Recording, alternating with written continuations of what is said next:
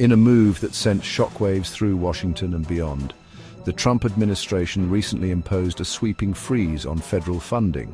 This action, orchestrated through a memo from the Office of Management and Budget, immediately halted the flow of funds to over 2,600 federal programs. The administration's stated goal was to review these programs, ensuring they align with President Trump's policies and priorities. However, the move sparked immediate controversy, with critics arguing it constituted an overreach of executive power and a direct assault on Congress's constitutional authority. The funding freeze, which lasted less than 48 hours, had a wide-ranging impact, affecting programs as diverse as school meal initiatives, foreign aid projects, and essential nutrition assistance. This sudden halt in funding sent government agencies, state-level programs, and countless non-profit organizations scrambling, unsure of how to continue their operations without the promised federal support. The freeze, while short-lived, served as a stark reminder of the critical role federal funding plays in supporting a vast array of services and programs across the nation.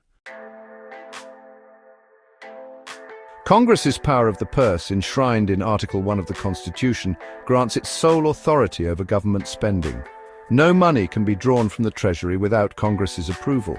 This principle ensures checks and balances, preventing unilateral control of finances. The Trump administration's funding freeze was met with swift legal action. A coalition of non-profit organizations arguing that the freeze would irreparably harm their operations and the communities they serve, filed a lawsuit challenging its legality. The lawsuit, which centered on the violation of Congress's power of the purse, quickly gained traction. A federal judge, acknowledging the serious constitutional questions at play, issued a temporary injunction, effectively blocking the administration from enforcing the freeze.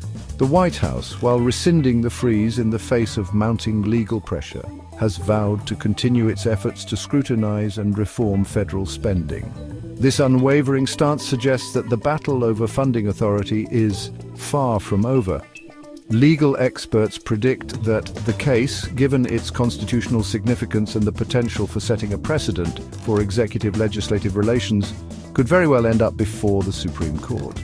The outcome of such a case would have profound implications, potentially redefining the balance of power between the executive and legislative branches. The Trump administration's funding freeze, though short-lived, left a trail of confusion and disruption in its wake.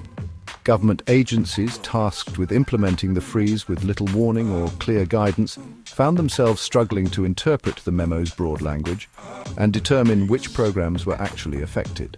This lack of clarity trickled down to state governments and local organizations, many of which rely heavily on federal funding to provide essential services.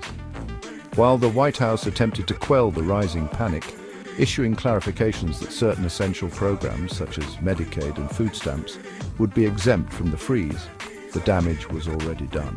The uncertainty and fear generated by the freeze highlighted the fragility of a system where countless Americans rely on government-funded programs for their well-being.